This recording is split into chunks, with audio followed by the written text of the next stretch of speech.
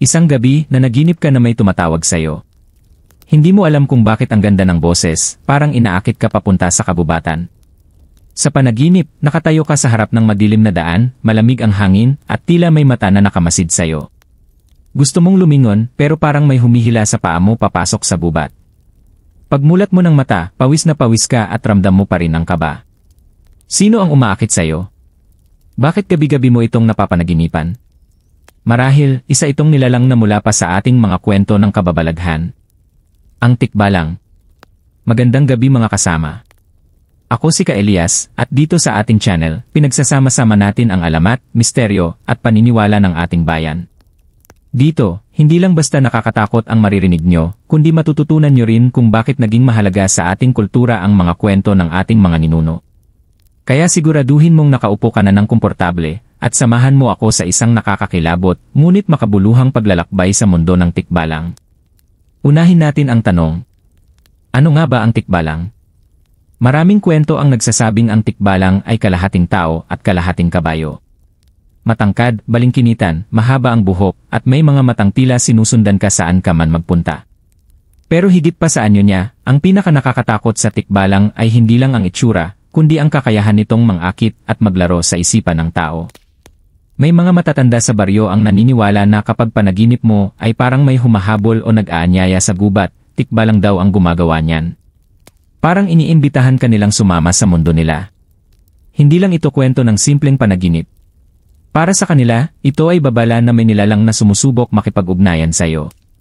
Sabi ng iba, kapag tikbalang ang nangakit sa panaginip, mapapansin mong laging pare-pareho ang tema. Lagi kang nasa madilim na lugar, laging may puno, at laging may presensya ng malamig na hangin. Sa una, hindi ka matatakot dahil parang normal lang ang lahat. Pero habang tumatagal, mapapansin mong parang may mata sa dilim, at maririnig mo ang kabog ng kabayo. Nakakatakot isipin, di ba? Pero ang mas nakakakilabot pa ay kapag sinasabayan ito ng totoong karanasan. May mga kwento mula sa mga bundok ng Luzon at Mindanao na kapag gabi, may naririnig daw na kaluskos ng mga sanga kahit walang hangin. Tapos, biglang may maririnig na tunog ng kabayong naglalakad, pero walang kabayo. Para sa ilan, baka simpleng imahinasyon lang. Pero para sa mga matatanda, ito ay senyales na hindi ka nag-isa. Ang panaginip at realidad ay nagtatagpo dahil nandyan ang tikbalang, nagbabantay at nag-aalok na sumama ka. May nakapagsabi pa sa akin na kapag tikbalang ang nasa paligid, may kakaibang amoy ang hangin.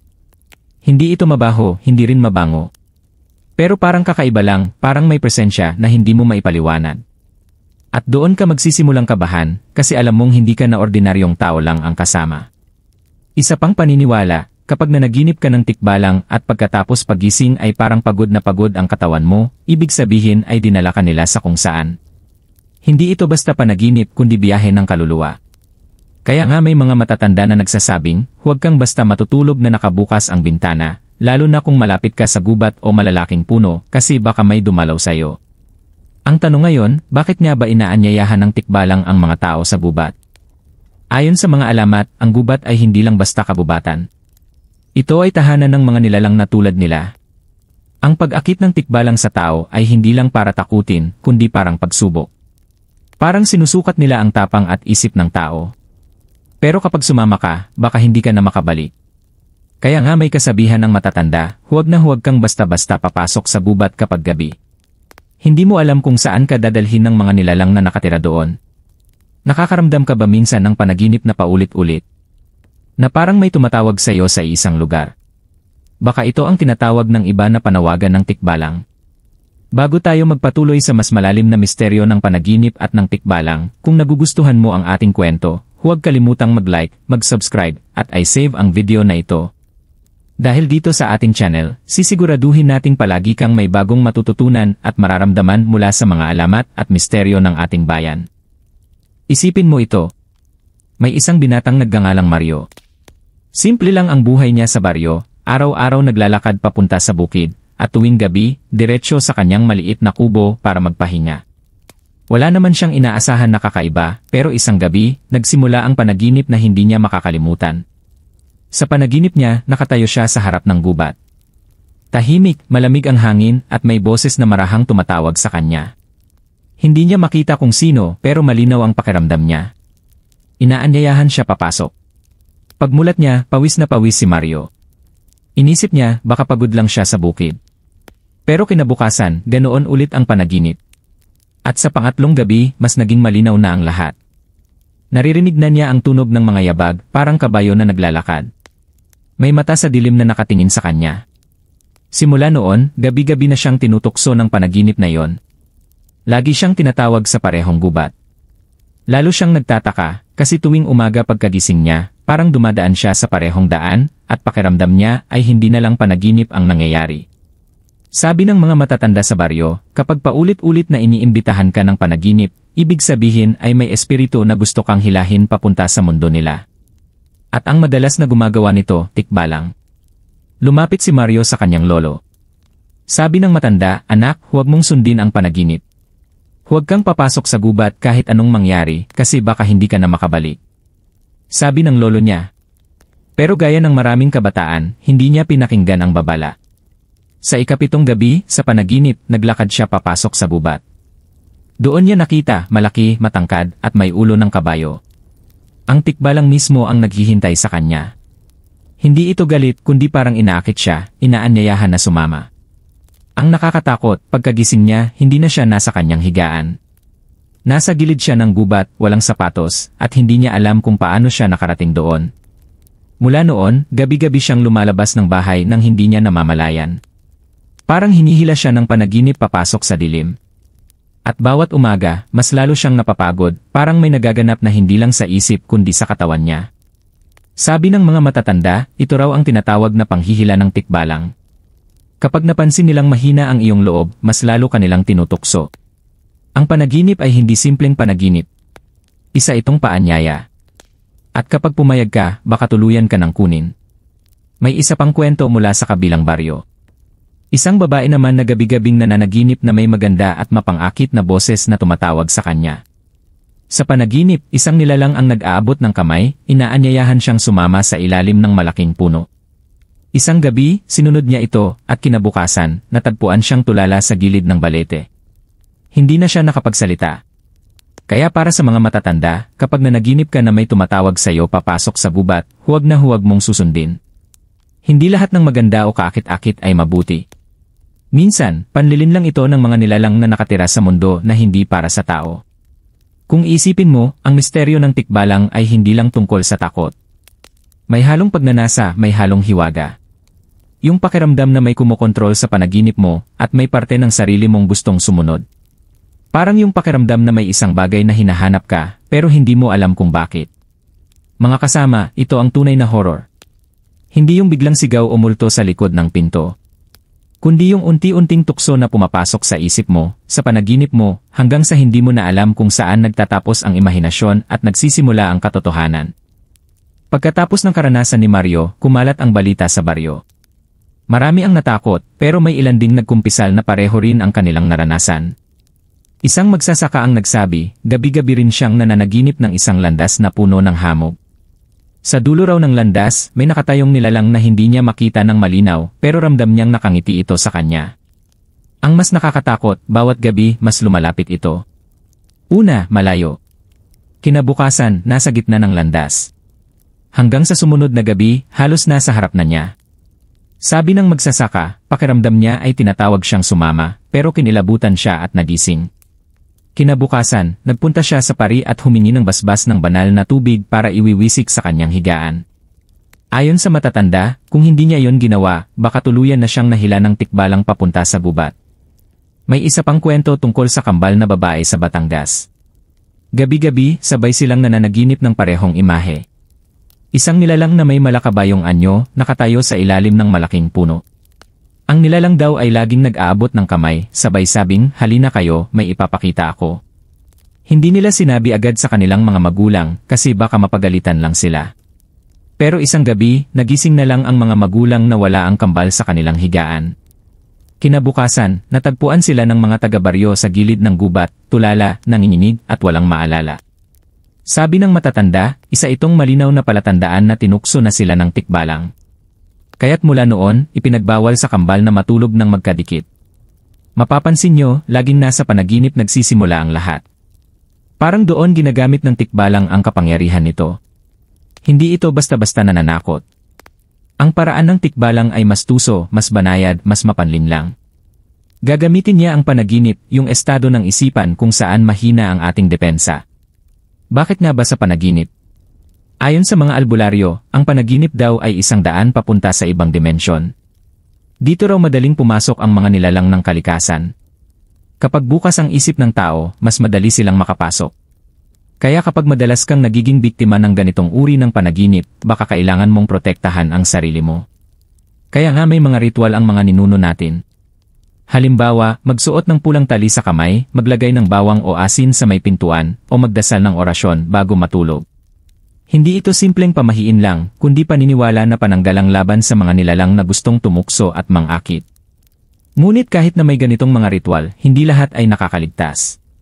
Isang binata mula sa Nueva Ecija ang madalas ikwento ng mga matatanda. Gabi-gabi raw, dumadalas ang kanyang panaginip na may nilalang na naghihintay sa kanya sa gubat. Sa una, tinatanggihan niya ito, pero habang tumatagal, parang nawawalan siya ng kontrol. Hanggang isang gabi, hindi na siya bumalik. Natagpuan na lamang ang kanyang tsinelas sa gilid ng gubat. Walang nakakita kung ano ang nangyari, pero ang sabi ng matatanda, tinanggap na niya ang paanyaya ng tikbalang.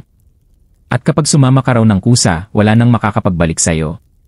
Nakakatakot isipin na hindi lang ito simpleng panaginip. Para sa mga nakaranas, parang may halong hiwaga at tukso. Parang may parte ng sarili mo na naakit, kahit alam mong delikado. Parang isang boses na bumubulong, halika na, hindi ka magsisisi. At doon nang gagaling ang tunay na horror ng tikbalang. Hindi ito basta sigaw sa dilim. Hindi ito halimaw na biglang susunggab.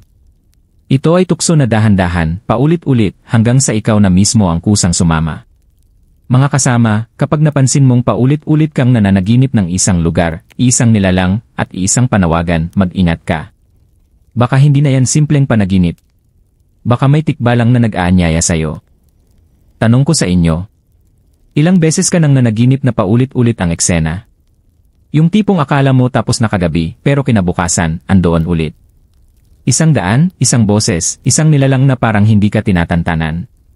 Ayon sa mga albularyo, ito raw ang paboritong paraan ng tikbalang para makapasok sa buhay ng tao. Ginagamit nila ang panaginip bilang pintuan. Kasi sa panaginip wala kang depensa. Sa panaginip, hindi mo alam kung ano ang totoo at hindi. At doon ka nila unti-unting dinadala. Pero kung tatanungin mo naman ang mga psikolohista, may ibang paliwanag. Sabi nila, ang panaginip ay salamin ng ating subconscious. Lahat ng takot, lihim at pagnanasa ay lumalabas dito. Kaya kapag nanaginip ka ng paulit-ulit, ibig sabihin may malalim na bagay sa'yo na hindi mo pa hinaharap. Ngunit para sa ating kultura, may dagdag na layer. Hindi lang ito guni-guni ng isipan. Para sa mga ninuno natin, ang panaginip ay lugar kung saan nagtatagpo ang tao at ang espiritu. Kaya nga may kasabihan, huwag mong baliwalain ang panaginip dahil baka ito ay mensahe. Isipin mo na lang. Kung totoo man ang paliwanag ng psychology, bakit halos pare-pareho ang kwento ng panaginip tungkol sa tikbalang? Madilim na daan, puno, malamig na hangin, yabag ng kabayo. Parang may pattern. At ito ang nakakatakot. Kasi hindi ito isang tao lang ang nakakaranas. Mula Luzon hanggang Mindanao, parehong imahe ang nakikita ng mga tao sa kanilang panaginip. May matanda akong nakausap sa Cavite.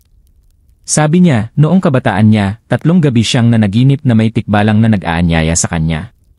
Sa una, hindi siya naniwala.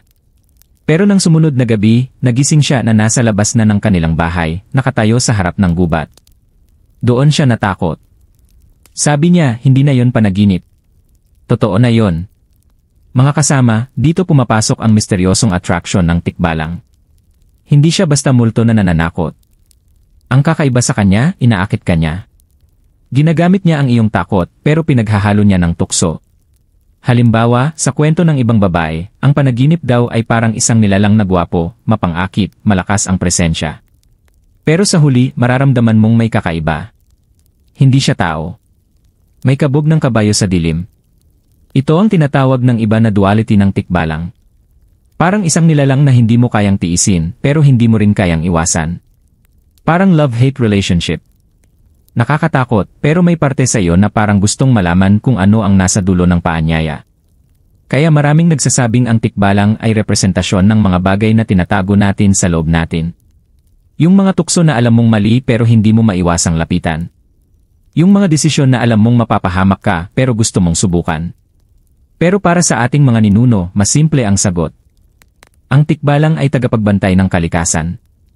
Kapag may nilalapastangan kang lugar, kapag may pinasok kang hindi mo pinapaalam, doon sila magpapakita. Hindi nila gagawin yon ng direkta. Gagamitin nila ang panaginip para tuksuhin ka. Para dalhin ka sa lugar kung saan sila ang may kontrol. Isipin mo, kung gagamitin nila ang katawan mo, habang gising ka, lalaban ka. Pero kung sa panaginip, mahihirapan ka. Kasi sa panaginip, akala mo lahat ay normal. At paggising mo, minsan hindi mo na alam kung alin ang totoo at alin ang hindi. Nakakatakot, hindi ba? Ang mismong isip mo ang pinaglalaruan. At dito pumapasok ang mas malaking tanong. Paano kung ang panaginip mo ay hindi lang guni-guni, kundi totoong nilalang na kumakatok sa isip mo? Paano kung yung paulit-ulit na imahe ay paanyaya na hindi mo dapat tanggapin? Mga kasama, tandaan natin. Ang panaginip ay hindi lang basta pagod ng katawan. Sa paniniwala ng ating mga ninuno, ito ay mensahe, minsan babala, at minsan tukso. At kung tikbalang ang nasa likod ng panaginip, kailangan mong magdesisyon. Lalaban ka ba o susunod ka sa paanyaya ng gubat? May isa akong nakausap na babae mula Quezon. Sabi niya, 3 linggo raw siyang nanaginip ng isang nilalang. Una, hindi niya agad napansin na tikbalang ang anyo. Ang una niyang nakikita ay isang lalaking matangkad, nakasuot ng mahabang itim, at lagi siyang nakatayo sa gilid ng isang landas papasok sa gubat. Hindi ito nakakatakot sa umpisa, kasi lagi raw itong nakangiti. Pero habang tumatagal, napansin niyang hindi tawang mata. At kapag humahakbang ito palapit, maririnig ang pagaspas ng hangin at yabag na parang kabayo. Sabi niya, may parte sa kanya na natatakot, pero may parte rin na parang naakit. Parang may kung anong magneto na humihila sa kanya na sumunod. Kaya't minsan, kahit natatakot siya, pinipilit niyang maglakad papasok sa gubat sa panaginip. At sa bawat hakbang niya, mas lumalalim ang dilim. Hanggang sa nagising siya bigla, pawis na pawis, at ang kanyang mga paa ay puno ng lupa. Mga kasama, ito ang nakakatakot. Hindi lang sa isip na ganap, kundi pati sa katawan niya. Kung ganito ang karanasan mo, ano ang isipin mo? Simpleng bangungot o tanda na may nilalang na naglalaro sa iyong diwa? Ayon sa mga albularyo, ang mga ganitong panaginip ay malinaw na panawagan. Ang tikbalang daw ay may kakayahang pumasok sa isip ng tao, lalo na kung ikaw ay mahina, pagod, o may dinadala sa loob. Mas madali kang lapitan kapag hindi malakas ang iyong pananalig o kapag masyado kang bukas sa tukso. Kung babalikan natin ang mga alamat, ang tikbalang ay hindi laging masama. Pero kapag napili ka nilang tuksuhin, iyon ang oras na delikado. Parang sinusubok nila ang lakas ng loob at tibay ng isip mo. Kaya nga may mga pamahiin tulad ng huwag matulog nang nakabukas ang bintana kung malapit ka sa gubat, huwag matulog nang walang basbas ng dasal, at huwag basta-basta susunod sa mga panaginip na paulit-ulit. Sa psychology naman, may paliwanag din ang repetitive dreams daw ay isang uri ng stress signal ng utak. Kapag hindi mo hinaharap ang isang bagay, inuulit ng isip mo ang parehong imahe. Pero kung ganun lang, bakit nga ba halos pare-pareho ang simbolo sa panaginip ng mga Pilipino tungkol sa tikbalang? Gubat, puno, kabayo, malamig na hangin. Para bang nakaukit na ito sa ating collective memory bilang mga Pilipino? At doon pumapasok ang tinatawag na folklore horror. Yung takot na hindi lang dahil may multo o halimaw, kundi dahil ito ay nakabaon sa ating kultura. Yung paniniwalang kapag may tikbalang sa panaginip, hindi lang ito takot na gawa ng isip, kundi mensaheng dala ng ating ninuno at ng mismong kalikasan. Isipin mo, gabi-gabi kang may panaginip na may kumakaway sa'yo mula sa gubat. Una, curious ka. Pangalawa, parang may kilig o hiwaga. Pero sa huli, matatakot ka na kasi hindi ka na makakawala. Yan ang tunay na tukso ng tikbalang. Hindi niya kailangang sumigaw, hindi niya kailangang magpakita ng harapan. Isang panaginip lang paulit-ulit hanggang mahulog ka. Mga kasama, ito ang gusto kong iwan sa inyo bago tayo lumipat sa susunod na bahagi. Kung sakaling may panaginip kang paulit-ulit na laging may imbitasyon, laging may nilalang na naghihintay, mag-isip ka. Ito ba ay simbolo lang ng isip mo o baka ito ay isang paanyaya ng tikbalang? Ngayong huling bahagi ng ating kwento, tanungin natin ang sarili natin. Ano ba talaga ang tikbalang? Isang halimaw na nangakit? Isang nilalang na tagapagbantay ng kalikasan? O isa itong simbolo ng ating mga kinatatakutan at lihim na pagnanasa? Sa lahat ng kwentong narinig natin, iisa ang pattern. Hindi siya bigla ang sumasalakay. Hindi siya basta nagpapakita para takutin ka lang. Ang paraan ng tikbalang ay tukso. Dahan-dahan. Paulit-ulit. Sa panaginip. Hanggang sa hindi mo na alam kung paano lalaban. May kwento sa isang baryo sa Laguna tungkol sa isang lalaki na gabi-gabing nanaginip ng tikbalang na tumatawag sa kanya sa gubat. Sabi ng mga kapitbahay, napapansin nilang tuwing umaga, laging pagod ang binata, parang galing sa malayong lakad.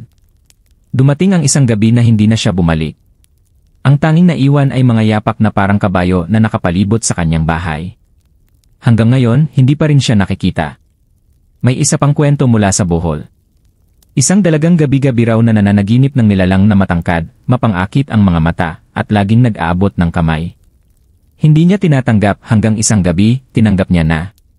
Kinabukasan, natagpuan siyang nakahandusay sa tabi ng malaking puno, buhay pero tulala, at mula noon hindi na ulit nakapagsalita.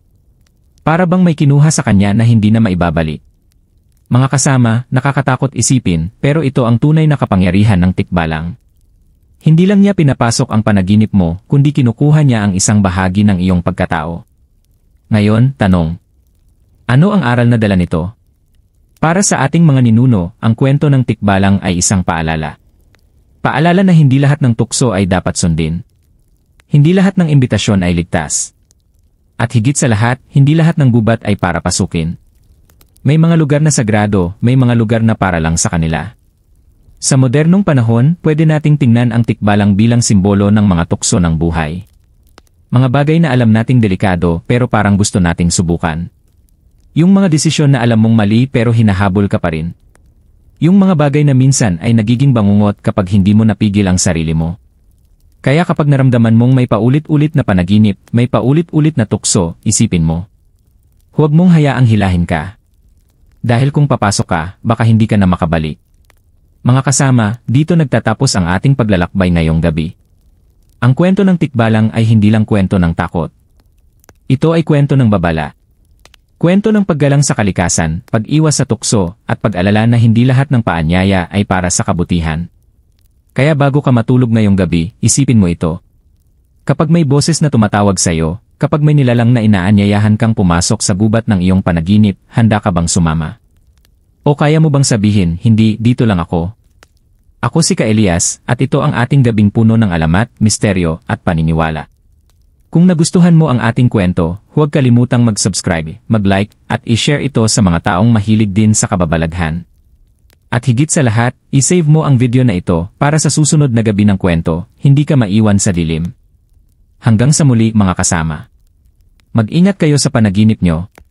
Dahil hindi lahat ng bumibisita sa panaginip ay guni-guni lang.